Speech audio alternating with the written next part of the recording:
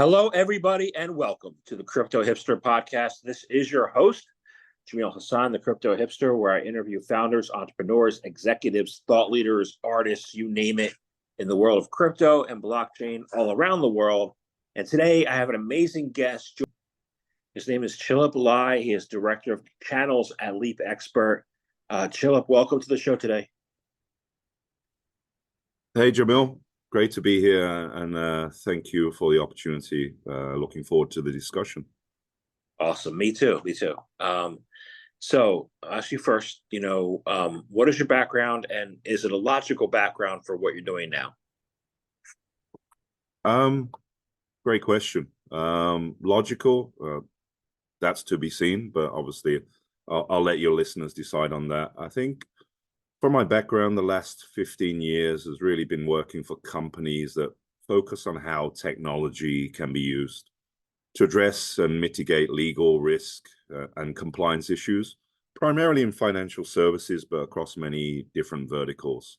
I started out really with technology that did screening and background checks of employees and basic employee due diligence, and then moved on more to business compliance. So more of a focus on violating sanctions, money laundering, and terrorist financing, and the laws and regulations associated with that. So now really with LeapXpert, looking at how we address these real world issues from a communication standpoint. Great. So what is LeapXpert all about? We're really focused on how we manage the evolving world of communication. I'm sure every day you wake up, the first thing you check are your text messages, right? Your instant messaging. So this is how the world communicates. You've got probably over 6 billion people using instant messaging daily on all the most popular applications, as people know: WhatsApp, iMessage, Signal, Telegram, WeChat, and so forth. So many. So this is how real world communication happens. It's happening on texting. It's happening in instant messaging.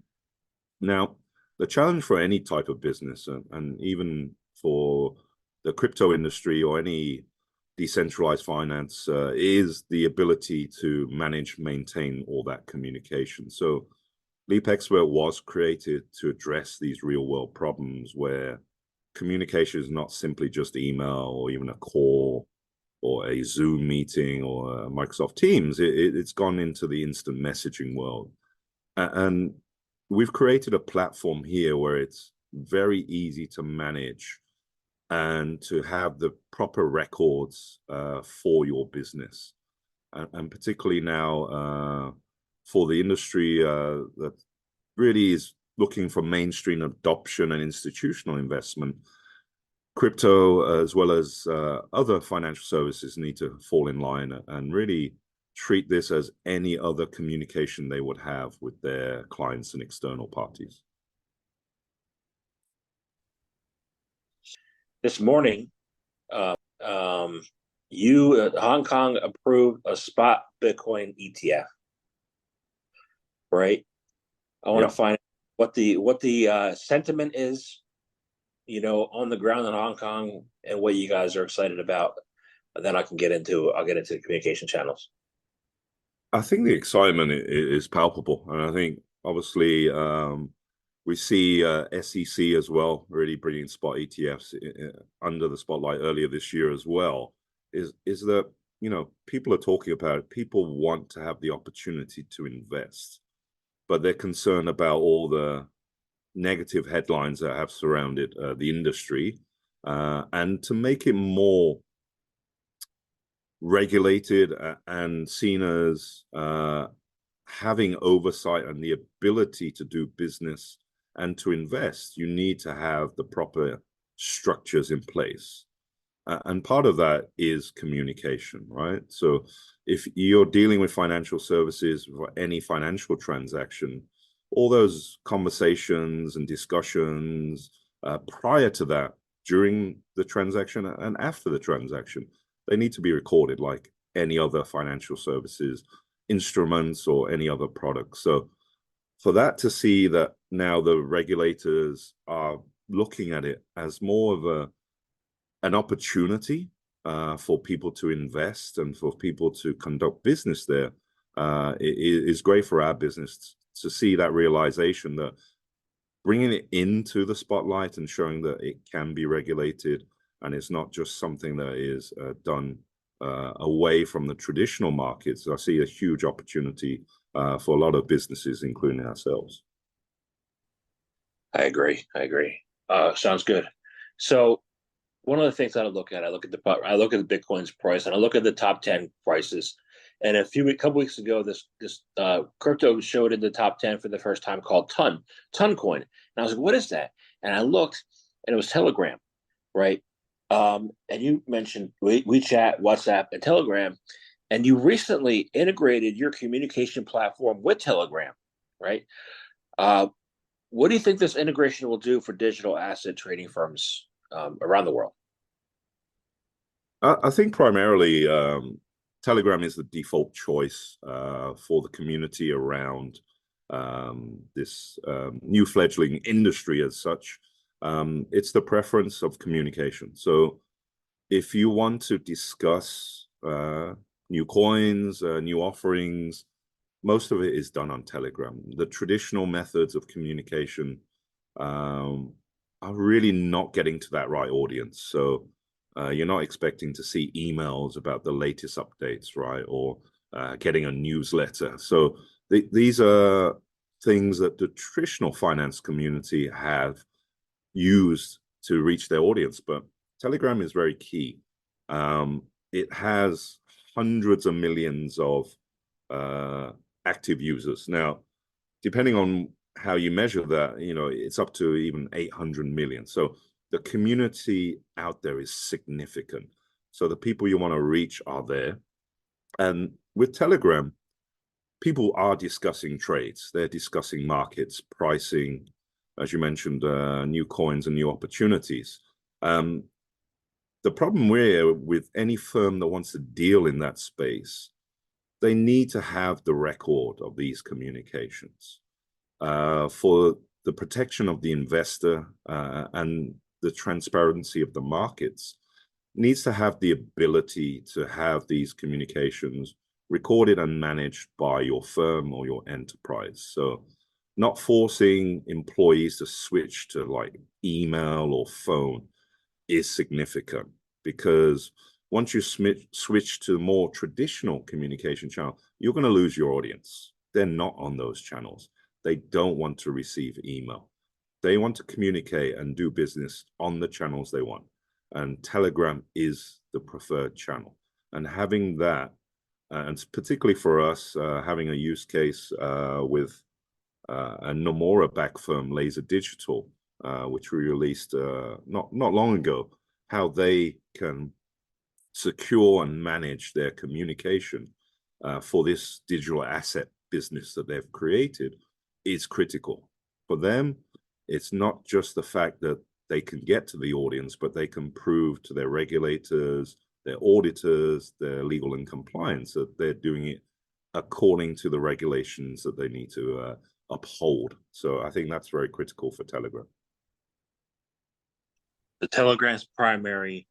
How about WhatsApp and to a lesser extent WeChat, because WeChat's not allowed, not allowed, but not popular in the US. Yeah, I think depending where you are in the US. So obviously I was just in the States. If you're dealing with any international business, so your clients may not only be in US. In US, primarily iMessage is still favorable. It's still the most popular instant messaging app. So iMessage, obviously, if you're not in the Apple ecosystem, you'll be on SMS. That's still the most popular feature or the way to communicate. But outside of there, you've got obviously Europe and the rest of the world, Asia Pacific, Latin America, Central America. They love WhatsApp. So WhatsApp is dominant there. But also, of course, you have China, which uses WeChat predominantly. You have the ability to communicate. And what we've done is to create a platform that enables all that communication. So not just Telegram, WhatsApp, iMessage, and others. We formed a platform where all different messaging applications can be utilized, can be recorded, can be managed. So if you look at it from an email standpoint, if you're on a Gmail, for example, I don't need a Gmail account to Gmail you, right? I can just email you from any. So we're building that kind of same protocol where you should be able to communicate how you want to as a business to all your clients and external parties, your counterparties. So that's best done with a platform that enables communication across all these different messaging apps. I made a mistake on WhatsApp once. I had some crypto on WhatsApp, the platform, a protocol enabled the ability to buy and sell crypto on WhatsApp, and I switched. I thought I was upgrade. I switched from a regular WhatsApp account to a business WhatsApp account, thinking it was the same number, right? And then it went away.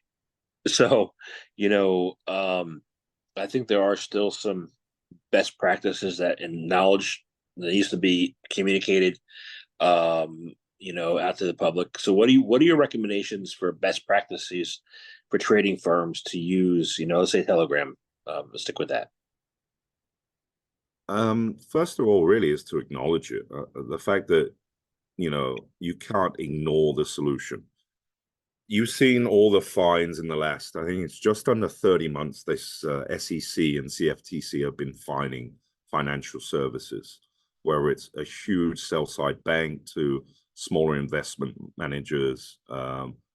They've really focused on off-channel communications, and not just the fact that they're happening, but there is no record, there is no supervision.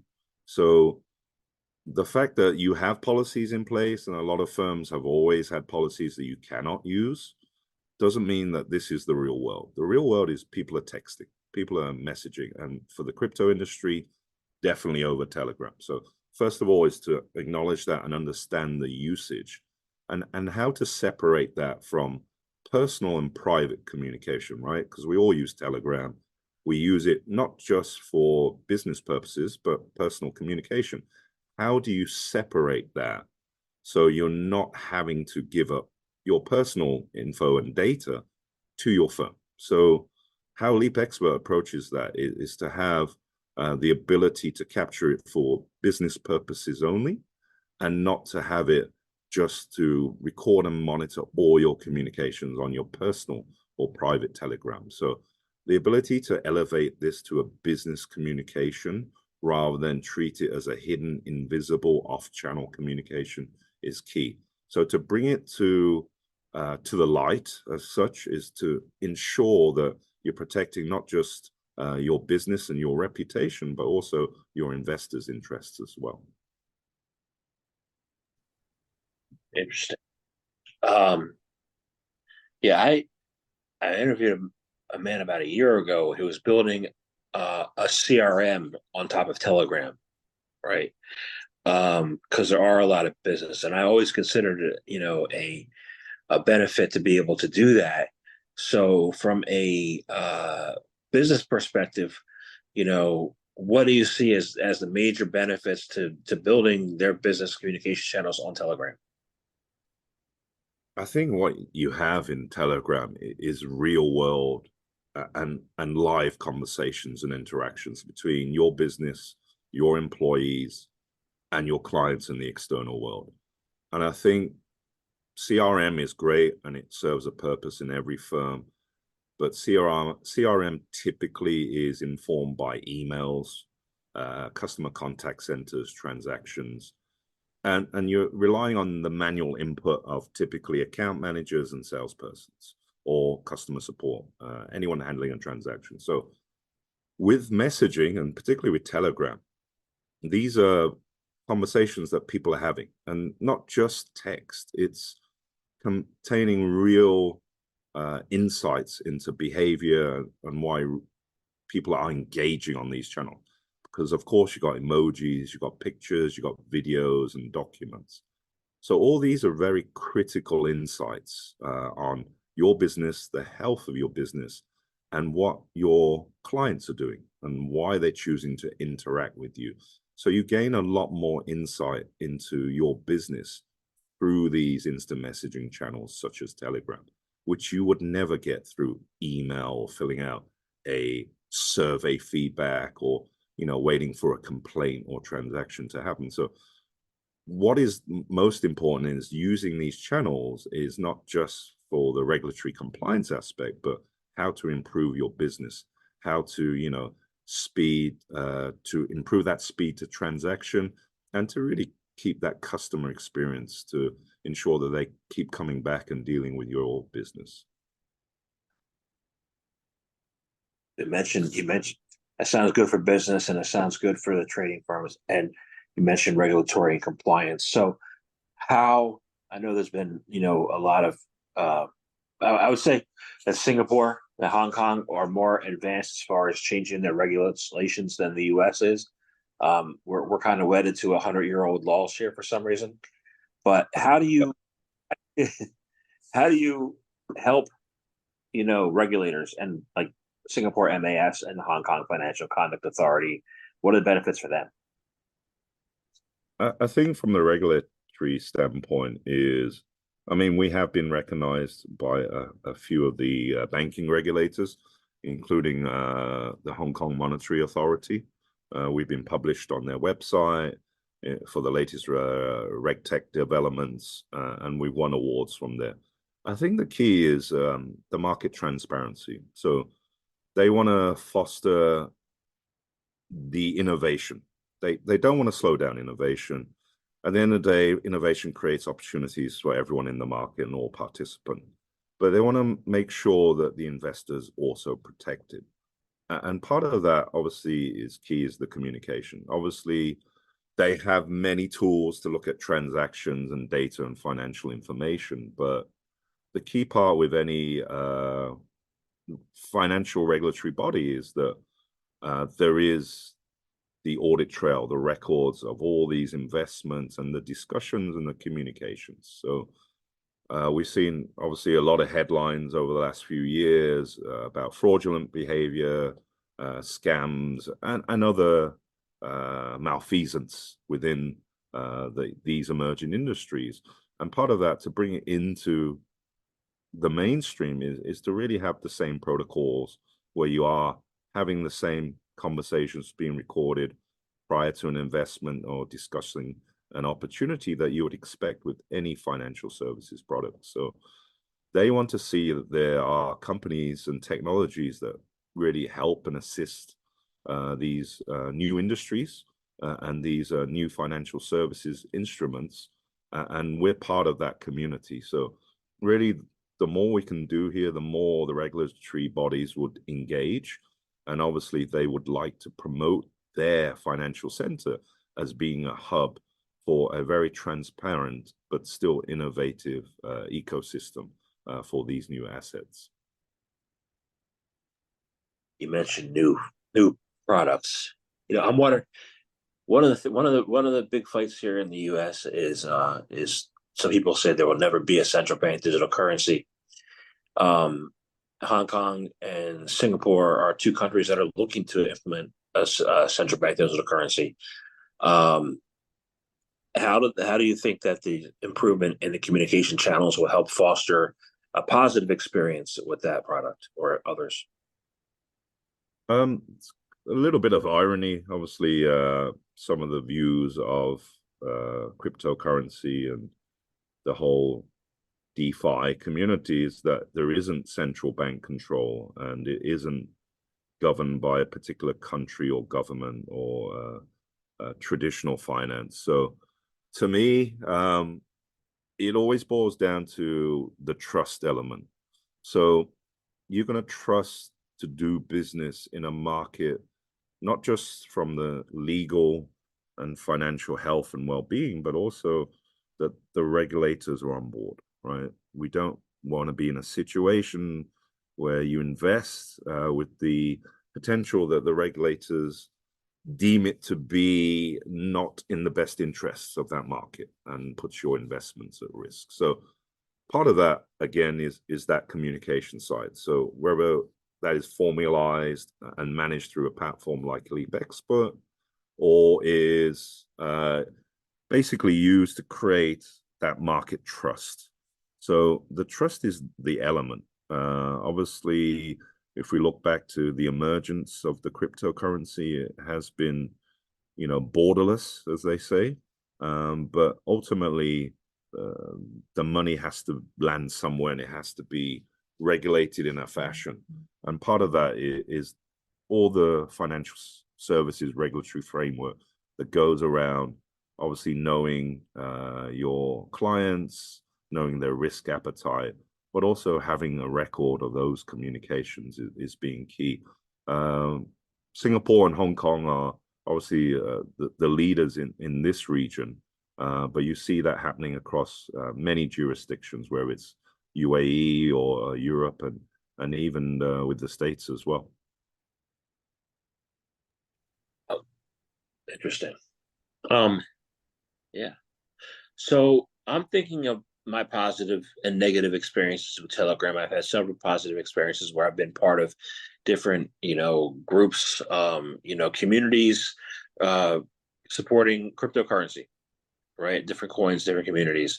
I've also had the experience where some of those communities, like us, you said the word malfeasance, a scammer or something would create a identical duplicate channel to that group, used only for the purpose of trying to defraud investors, right? Mm-hmm. So, and I actually fell for one where I lost $60, right? Well, it wasn't cool, but it looked exactly like the group I was in. They just duplicated it. Well, hopefully that wasn't too much of a loss for you, Jamil. The 60 odd, it would still be painful. Just the fact that you got obviously cheated and scammed. But how do we? Yeah, I mean, I'm fine with that. But how do we identify? Like, how do we help people identify, with the risks? I think from our standpoint, it's how the communication is managed. One of the challenges now, particularly with Telegram and other instant messaging apps, is that there is no real control or record keeping around it. So you're right. People can very often imitate and pretend to be representing an organization or an individual. And if you are using personal or private numbers, so it's not managed by an enterprise, using an official, APIs and accounts that are provided by the messaging services, then you do have that risk where somebody potentially joins a competitor or a new firm and takes your information, your contacts, your phone numbers, your previous conversations from their messaging account to their new firm, the new competitor.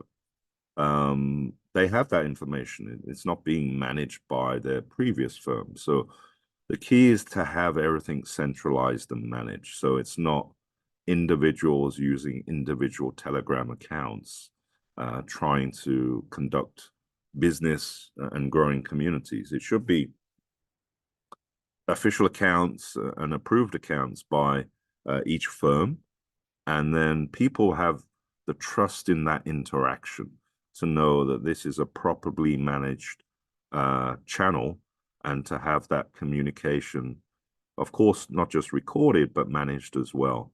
So it's not easily replicated by a fraudster or scammer. So these are kind of some of the things that people should look out for. Yeah, I agree. So I was, you mentioned off-channel, communications earlier, and I'm like, there should be some kind of structure where things are formal, where things are structured. But regarding off-channel communications, what do you see?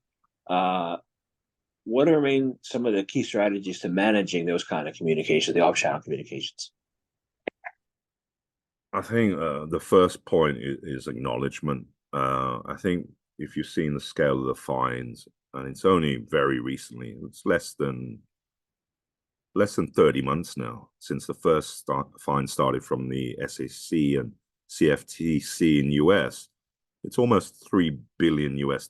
So these aren't, a few dollars or change for an organization. This is real real money fines and significant sanctions against firms.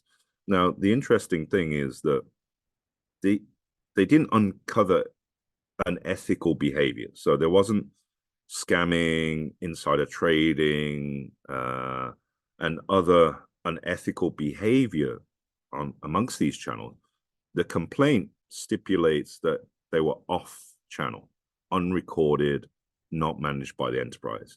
And those were the fines that are being levied, just based on the fact people were using this communication. So that is a clear signal to the market that even though the behavior on there has not been found to be unethical or illegal, it's just the fact that you're on there and it's not being managed by your firm, by your company, by your enterprise is reason enough to warrant such a heavy sanction. So it's made very clear that the risk is significant for any firm that has off-channel communication within their enterprise, and the risks associated not just to the firm itself, but to investors and the market. So that's clear, and to acknowledge that and understand that. Previously, people would ban texting, and unfortunately, still a lot of cases that we see our clients that their previous policy for decades would be no instant messaging, no texting, which if you look back 20 years ago, it's like saying, oh, you shouldn't email. It's not secure. It's not trusted. You should only fax and post things.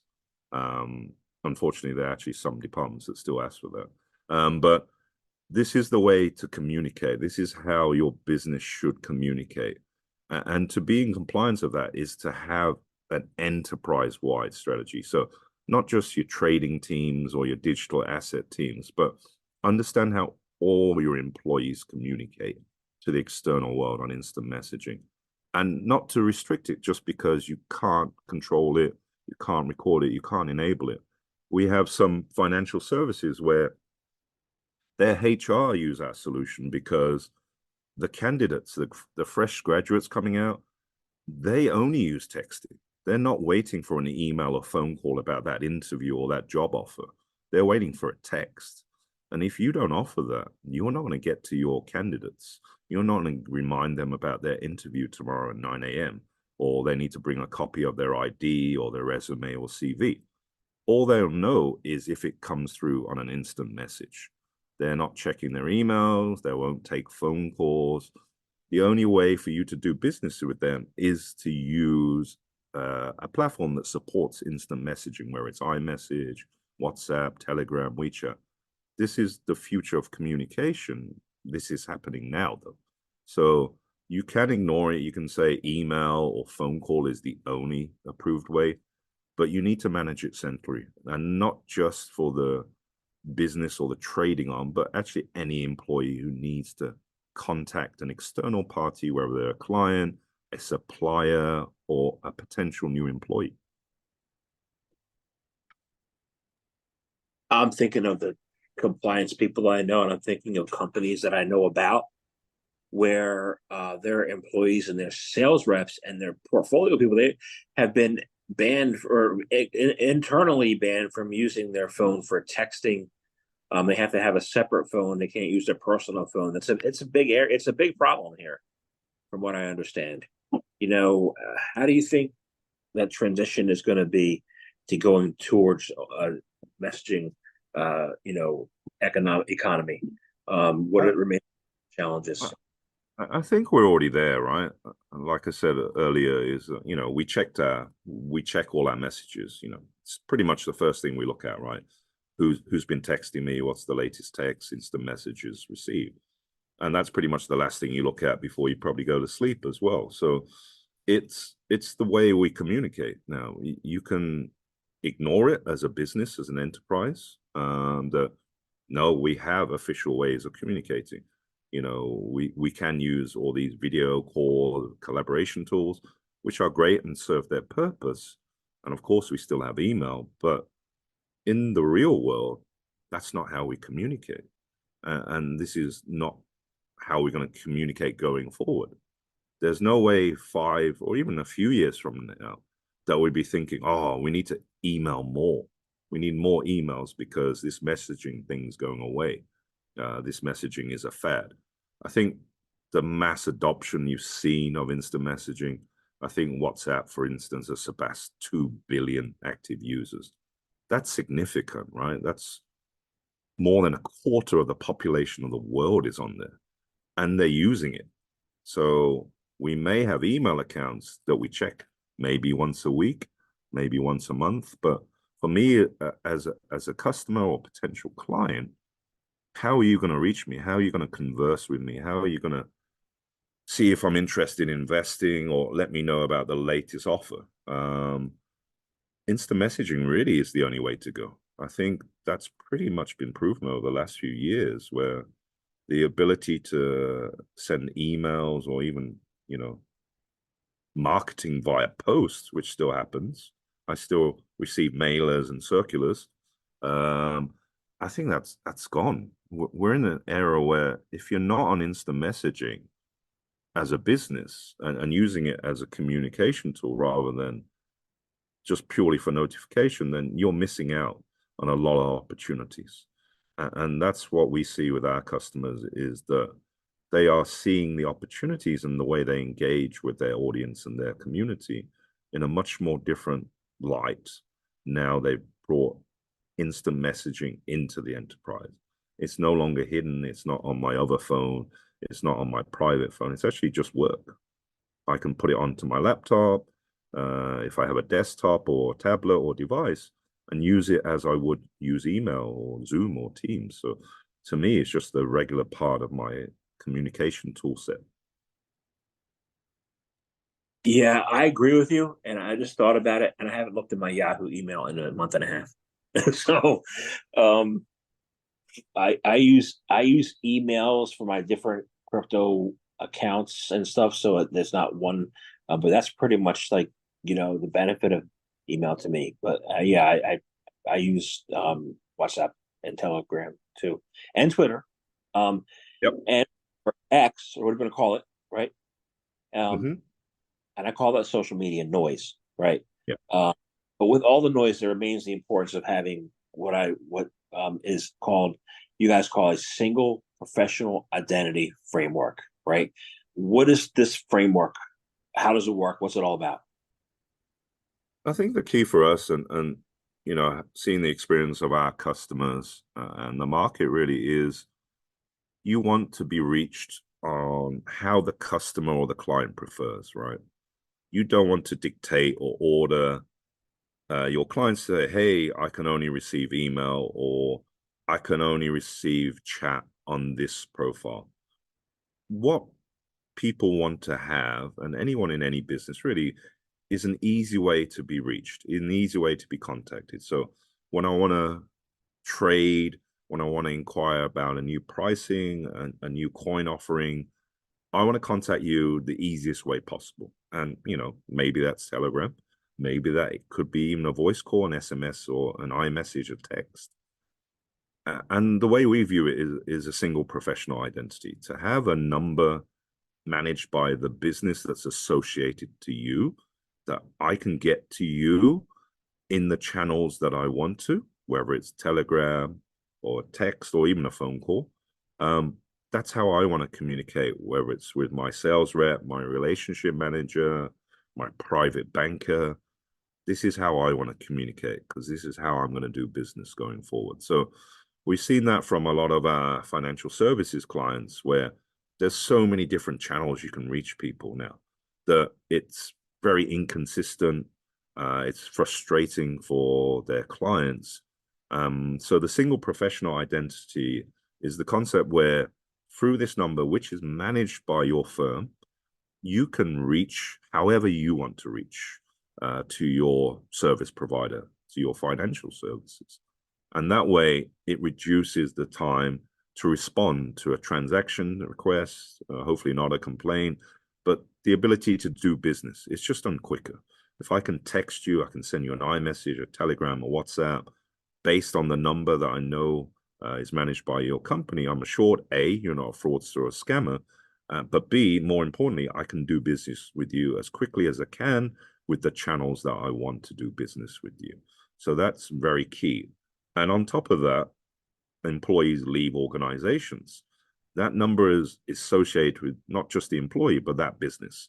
So I can reassign that number to the next relationship manager, your next account manager. So you don't lose that critical conversation. It's not stored on private numbers or hidden invisible chats. This is all managed by your company. So they pick it up straight away.